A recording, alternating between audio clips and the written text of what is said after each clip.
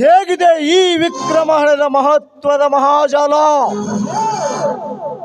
ನನ್ನ ಸಂಗಾತಿಯಾದ ರಾಧಾಳಿಗೆ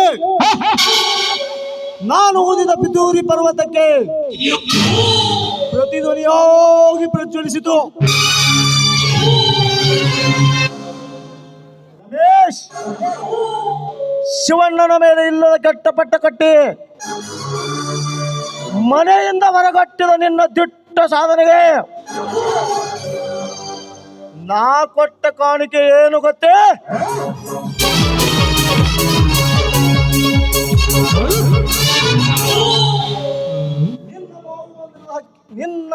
ನಿನ್ನ ನಾನು ಕೊಟ್ಟ ಕಾಣಿಕೆ ಏನು ಗೊತ್ತೇ? ನಿನ್ನ ಮನವಿಯಾದ ರಾಧಾ ನನ್ನ ಬಾವು ಬಂಧನದ ಹಕ್ಕಿ ಮರುಳೆ ಶಿವಣ್ಣನಿಗೆ ಬಂದ ಸ್ಥಿತಿ ಮುಂದೆ ನಿನಗೂ ಪಾಲೆ ಇದೆ ಎಂಬುದು ಮಾತ್ರ ಮರೆಯದರ ಪವಿತ್ರ ಪಾಪಿ.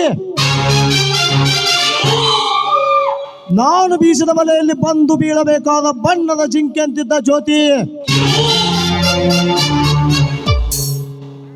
ನನ್ನ ಮಹತ್ ಸಾಧನೆಯಿಂದ ನಂದಿಸುವೆ ನಿನ್ನ ಸಂಸಾರದ ದಿವ್ಯ ಜ್ಯೋತಿಯನ್ನು.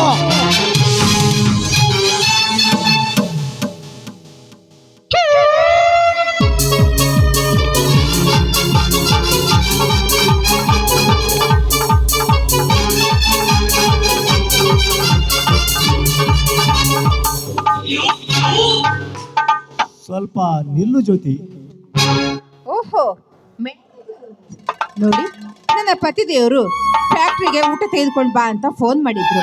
ಯಾಕೆಂದ್ರೆ ಇವತ್ತು ಪರರಾಷ್ಟ್ರದವರು ಮಾಲು ಒಯ್ಯೋದಕ್ಕೆ ಅಂತ ಬರ್ತಾ ಇದ್ದಾರೆ ಅಂತ ಹೇಳಿದ್ರು.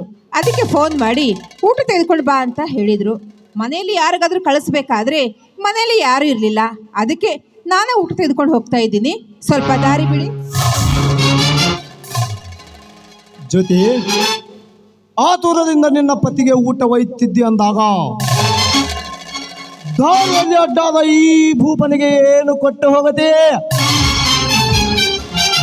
ನೋಡಿ, ನೀವೀಗ ಒಳ್ಳೆ ಮಾತಿದ ದಾರಿ ಬಿಟ್ರೆ ಮುಂದೆ ನಿಮಗೆ ತಂಗಿಯಾಗಿ ನನ್ನ ಪ್ರಾಣವನ್ನೇ ಕೊಡ್ತೀನಿ. ತಂಗಿ?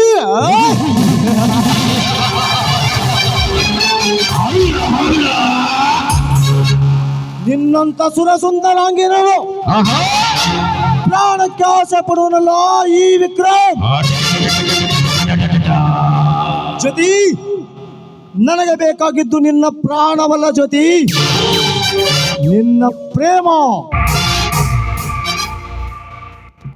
ಸಂಭೋಗದ ಸುಂದರಿಯಾಗಿ ಇಂದು ಒಂದೇ ಒಂದು ಸಾರಿ ನನಗೆ ಶರ್ವಾಸಿದರೆ ಸಾಕು,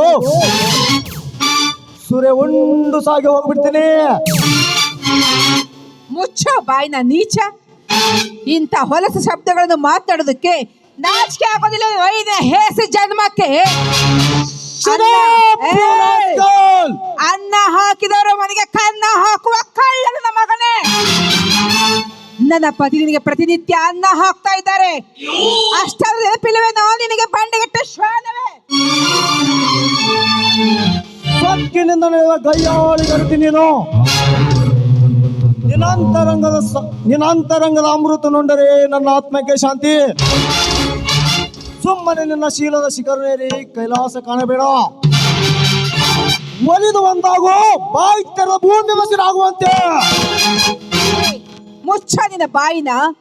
ಈ ನಿನ್ನ ಹೊಲಸು ಬಾಯಿಯಿಂದ ಬಸುರಿ ಎಂಬ ಶಬ್ದದ ಅರ್ಥ ಬರ್ಕೂಡ್ದು.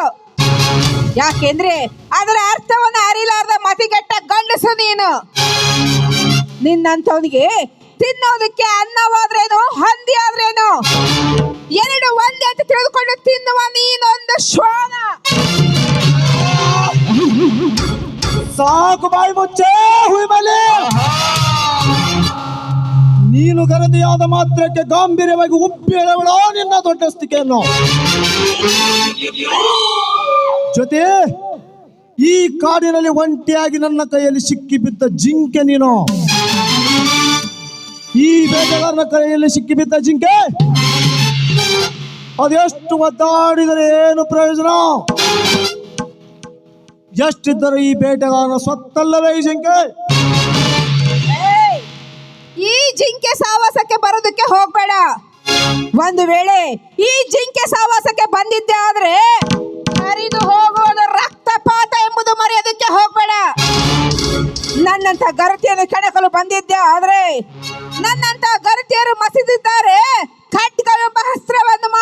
ಮರೆಯೋದಕ್ಕೆ ಹೋಗ್ಬೇಡ. ಗರತಿಯ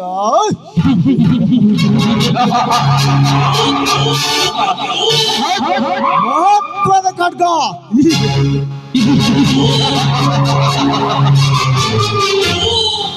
ಜ್ಯೋತಿ, ನಿಮ್ಮಂತ ಗರತಿರೋದಷ್ಟೇ ಮಹತ್ವದ ಖಡ್ಗವನ್ನೇ ಮಸೆದರು ಕತ್ತರಿಸಲಾಗದು ಈ ವಿಕ್ರಮನ ಕತ್ತು. ಅನ್ನ ಹಾಕಿದರ ಮನೆಯಲ್ಲಿ ಕಣ್ಣು ಹಾಕಬೇಕಾದರೆ ಚೆನ್ನಾಗಿ ಅರ್ಥ ಮಾಡಿಕೋ ಈ ವಿಕ್ರಮನ ತಾಕತ್ತು. ಏ ನೀಚ, ತುಪ್ಪ ಕಾಸಿ ನೆಲುವಿನ ಮೇಲೆ ಇಟ್ಟಾಗ ಅದರ ವಾಸನೆಗೆ ನೊಣ ಬಂದು ಅದರ ಮೇಲೆ ಕೂತ್ಕೊಂಡಂತೆ ಈ ನಿನ್ನ ಬಾಳೆವು ಕೂಡ. ನೋಡು, ಇಂಥ ನರಕದ ಯಾತನೆ ಅನುಭವಿಸೋದನ್ನ ಬಿಟ್ಟು ಮನುಷ್ಯ ಕುಲದಲ್ಲಿ ಬಾಳೋದನ್ನ ಕಲ್ತ್ಕೋ. ಯಾಕೆಂದ್ರೆ ಮನುಷ್ಯ ಕುಲದಲ್ಲಿ ಬಂದಿದ್ದೆ ಆದ್ರೆ ನಾಳೆ ನಿನ್ನ ಮೃತ್ಯು ಬಂದಾಗ ನಿನಗೆ ನರಕವಾದ್ರೂ ದೊರೆತಿತ್ತು. ಹೆಚ್ಚಿಗೆ ಮಾತನಾಡದೆ ಕಾಲ್ಗಿತ್ತು ಹೊರಟು ಹೋಗಿಲ್ಲಿಂದ. ಹಾಗಾದರೆ ಒಮ್ಮೆ ನನ್ನನ್ನು ಬಿಗಿದಪ್ಪಿ ಮುತ್ತಿ ಈ ನಿನ್ನ ಸುಂದರ ಮೈ ತೊಗಲಪ್ಪಿಗೆಯಲ್ಲಿ ಈ ನಿನ್ನ ಗುಲಾಬಿ ಕೆನ್ನೆಯ ಮಧ್ಯದಲ್ಲಿ ಅದೇನು ಅಡಗಿದೆಯೋ ಗೊತ್ತಿಲ್ಲ. ಹೊತ್ತು ಮೀರಿದಂತೆಲ್ಲ ನನ್ನ ಹೃದಯಾಂತರಂಗದಲ್ಲಿ ಪುಟದೇವುತ್ತಿದೆ ನಿನ್ನದರ ಸವಿ ಉಣಬೇಕೆಂಬ ಹಂಬಲದ ಸತ್ತು ಮಾಯೆ. ಎಂದಿದ್ದರೂ ಈ ವಿಕ್ರಮನ ಜಾಲದಲ್ಲಿ ಬೀಳಬೇಕಾದ ನಿನ್ನ ಬಾಳು ನನ್ನಿಂದಲೇ ಹಾಳು. ಬಾ ಎನ್ನ ಕಾಮಾಂಗಿನಿ.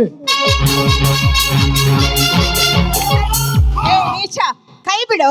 ಕಾಡಡಿವೆಯಲ್ಲಿ ಯಾರು ಇಲ್ಲ, ಒಂಟಿ ಹೆಣ್ಣು ಸಿಕ್ಕಿದ್ದಾಳೆ ಅಂತ ಮೈ ಕೈ ಮುಟ್ಟಲು ಬರೋದಕ್ಕೆ ಹೋಗ್ಬೇಡ.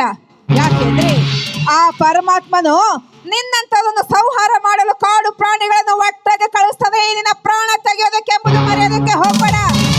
ಹೆಚ್ಚಿಗೆ ಮಾತಾಡಿದ ಹೊರಟು ಹೋಗಿಲ್ಲಿಂದ.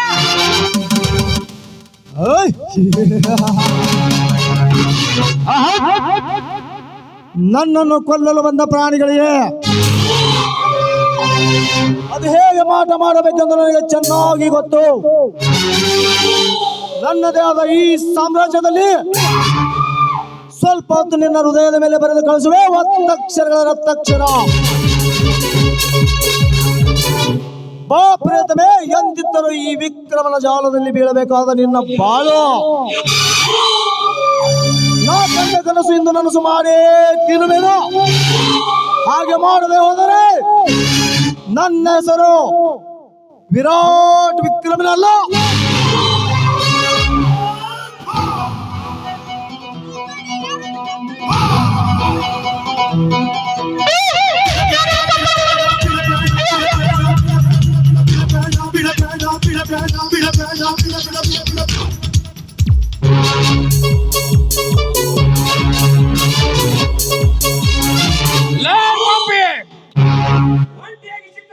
ಬಲಾತ್ಕಾರದ ಯಜ್ಞ ಕೊಂಡ ನೆಪಿಸಿದ್ಯಾ ಮಗನೇ?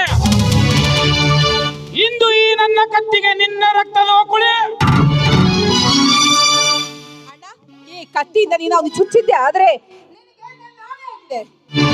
ಅಣ್ಣ, ಈ ದಿನ ಸಟ್ಟಿಗೆ ಇವನ್ ಎಷ್ಟಣ್ಣ?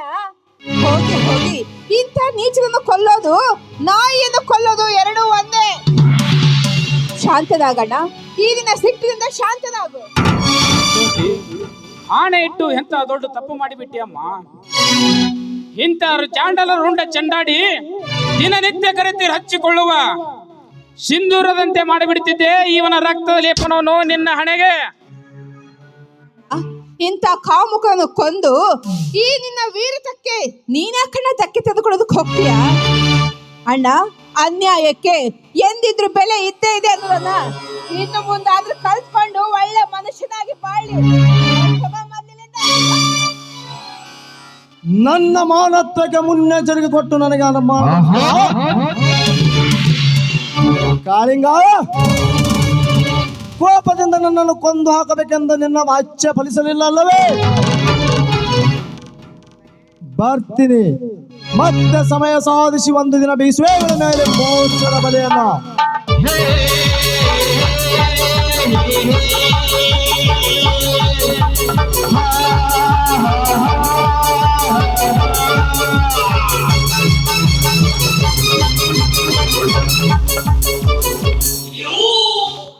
ಅಮ್ಮ ಜ್ಯೋತಿ, ಇಂಥ ಕಾಮೂರ್ಕರಲ್ಲಿ ನೀನೇಕೆ ಸಿಕ್ಕಿಕೊಂಡೆಮ್ಮ? ಅದಿರ್ಲಿ, ಅಣ್ಣ, ನನ್ನ ಪತಿಯವರು ಫ್ಯಾಕ್ಟ್ರಿಗೆ ಹೊರ ರಾಷ್ಟ್ರದವರು ಮಾಲ್ ಖರೀದಿಗಂತ ಬರ್ತಾ ಇದ್ದಾರೆ, ಊಟ ಕಳಿಸ್ಕೊಡು ಅಂತ ಹೇಳಿದ್ರು. ಮನೆಯಲ್ಲಿ ಊಟ ಕಳಿಸೋದಕ್ಕೆ ಯಾರೂ ಇರಲಿಲ್ಲ. ಅದಕ್ಕೆ ನಾನೇ ಊಟ ತೆಗೆದುಕೊಂಡು ಬಂದೆ. ಕಾಡು ಅಡವಿಯಲ್ಲಿ ಈ ಪ್ರಾಣಿ ಕೈಯಲ್ಲಿ ಸಿಕ್ಕೆ. ಅಣ್ಣ, ನನಗೆ ತುಂಬ ಭಯವಾಗ್ತಾ ಇದೆ ಅಣ್ಣ. ಮುಂದೆ ನನ್ನ ಸಂಸಾರದಲ್ಲಿ ಏನಾದರೂ ಅನಾಹುತ ಮಾಡ್ತಾರೋ ಅಂತ ತುಂಬ ಭಯವಾಗ್ತಾ ಇದೆ ಅಣ್ಣ, ತುಂಬ ಭಯವಾಗ್ತಾ ಇದೆ. ಅಮ್ಮ ಜ್ಯೋತಿ, ಇಂಥ ಗೊಳ್ಳು ಬೆದರಿಕೆ ನೀನೇನು ಭಯಪಡಬೇಕಾಗಿಲ್ಲ.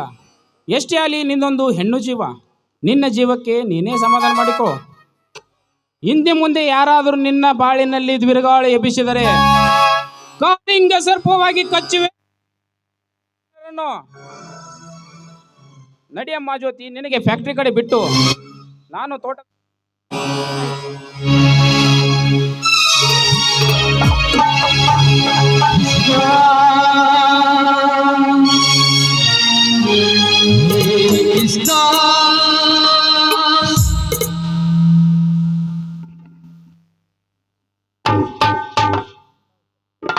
ಮಾಳಪ್ಪ ಸೋಮಣ್ಣ ಗಣ್ಯರ್, ಸಾಕಿನ ಹಿರೇಬೇನೂರು, ಇವರಾದರೂ ಕೂಡ ನನ್ನ ಅಲ್ಪ